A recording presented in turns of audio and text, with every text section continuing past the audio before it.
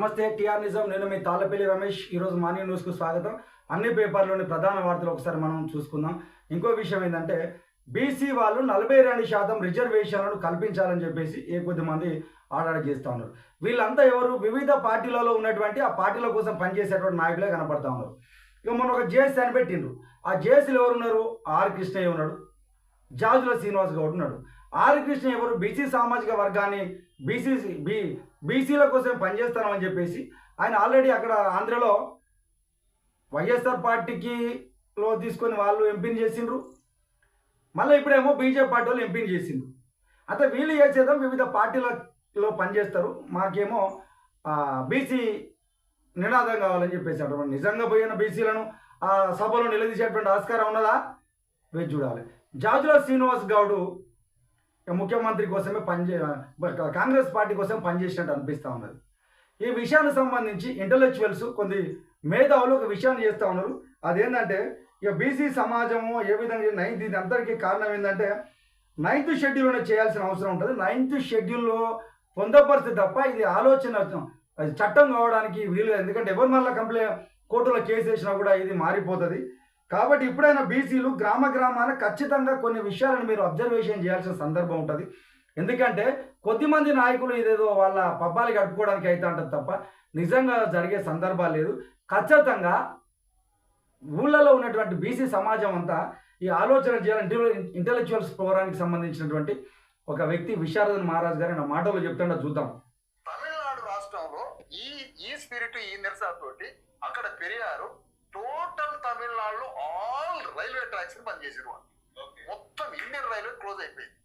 అక్కడ అందులో కరుణానిధి కూడా పాల్గొన్నాడు, ఎంజీఆర్ పాల్గొన్నాడు, అన్నాదురై పాల్గొన్నాడు, మొత్తం పాల్గొన్నారు. మీకు అంత కావాలంటే మణిరత్నం తీసిన 2 సినిమాలో ఉంటది ఈ మూమెంట్ అంతా.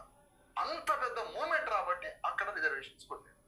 అంతిమంగా నేను కోరేది ఏంటంటే ఎస్సీ ఎస్టీలకు వచ్చిన అంత బలమైన ఏదైతే రక్షణ కవచం ఉందో అది బీసీలకు కూడా రావాలి అని అంటే ఆనాడు అంబేద్కర్ ఉద్యమంలో బీసీలు రాకపోయాయి. ఆ తర్వాత ఈ మోసాలు ఈ ప్రజలకు చైతన్యం లేదని బీసీలకు చైతన్యం లేదని కాలేకర్ కమిషన్ వేస్తే అది చెత్తపుట్టల పాలైంది. అప్పుడు బీసీలు రాకపోయాయి. మండల కమిషన్ తోటి అంత పెద్ద ఉద్యమం నడిస్తే అప్పుడు బీసీలు లక్షల కోట్ల మంది పాల్గొనకపోయాయి. ఇప్పుడు కూడా తెలంగాణలో ఈ బీసీ కార్డుని అగ్రకులాలే ఆడతారు తప్ప గ్రామాల్లో విప్లవం రాలేదు. ఈ బాధలో నుంచి మేము ఏం కోరుతున్నామంటే ఇక తరుణం ఆసన్నమైంది. గ్రామంలో జస్టిస్ ఈశ్వరయ్య గారు 75 ఏళ్ల పెద్ద మనిషి, రిటైర్ అయిన ఐఏఎస్ అధికారి. ఈ కాలంలో ఈ సమయంలో కూడా ఇప్పుడు గ్రామంలో జిల్లాలలో ప్రజల్ని చైతన్యం చేయడానికి బయలుదేరడానికి సిద్ధపడుతున్నాం. బీసీలంతా బయటకు వచ్చి ఎస్సీ ఎస్టీల మాదిరిగా తగు రక్షణ చట్టాలని రాజ్యాంగ పరంగా తెచ్చుకునే సమయం ఆసన్నమైంది. 9th షెడ్యూల్లో పెట్టించుకొని ఈ వజ్ర సమానమైనటువంటి దైవ శాసనంతో సమానమైన ప్రస్తుతం 9th షెడ్యూల్లో పెట్టించుకోవడానికి బీసీలంతా కోట్ల మంది బయటకు వచ్చి ఈ ఉద్యమంలో పాల్గొనాలని మీ ద్వారా అప్పీల్ చేస్తున్నాం. తమిళనాడు రాష్ట్రం అంటే ఈ రోజు మనం ఏదేదో అనుకుంటా ఉన్నాం, ఇదంతా సాధ్యపడది. బీసీలంతా ఆ సామాజిక వర్గాలంతా ఖచ్చితంగా రోడ్లపైకి వచ్చేసి ఉద్యమం చేసే తప్ప ఇది వచ్చే సందర్భం లేదు. ఎందుకు మరి దీనికి అందరూ సిద్ధంగా ఉన్నారా? బీసీ సమాజం అంతా సిద్ధంగా ఉన్నది ఒకసారి ఆలోచన చేయాలి. ఎందుకంటే ఎవరి కోసం పనిచేసే సందర్భాలు లేవు. కాబట్టి వాళ్ళు కొద్దిమంది నాయకులు మరి ఏం చేస్తారో మనకు తెలుసు. వాళ్ళు అలా ఇక్కడ ఉంటా ఉన్నారు, తర్వాత ఏదో పార్టీకి మద్దతు ఇచ్చుకుంటూ పోతా ఉన్నారు. కానీ ఈరోజు ఖచ్చితంగా దీన్ని ఒక చట్టంగా రూపొందించాలంటే బీసీ సమాజం మొత్తము ఏకతాటిపైకి వచ్చి చేసుకుంటే తప్ప ఇది అర్థమయ్యే సందర్భంలో లేదని చెప్పేసి మేధావులు అంటా ఉన్నారు. ఇప్పటికైనా బీసీ సమాజం మేల్కొని ఖచ్చితంగా ప్రతి ఒక్కరు రావాలి. అన్ని పార్టీల నాయకులను మీరు కూడా తీసుకొని రావాలి. ఏందా మీకు మేము ఓట్లేస్తాను, మేము ఈ పార్టీలలో తిరుగుతాను, మా హక్కు కోసం మీరు ఎందుకు పోరాటం చేయరని చెప్పేసి నిలదీయాల్సిన సమయం ఆసన్నమైంది. ఒకసారి ఆ ప్రయత్నాలు చేయాలని చెప్పేసి టిఆర్ నిజం నుంచి బీసీ సమాజాన్ని అడుగుతా ఉన్నా. బీసీ సమాజం ఇక నేను మీ జీవితాలను మార్చడానికి ఏది టైం అయితే లేదు. ఇప్పుడు ఖచ్చితంగా ఇది ఆసన్నమైన సమయం.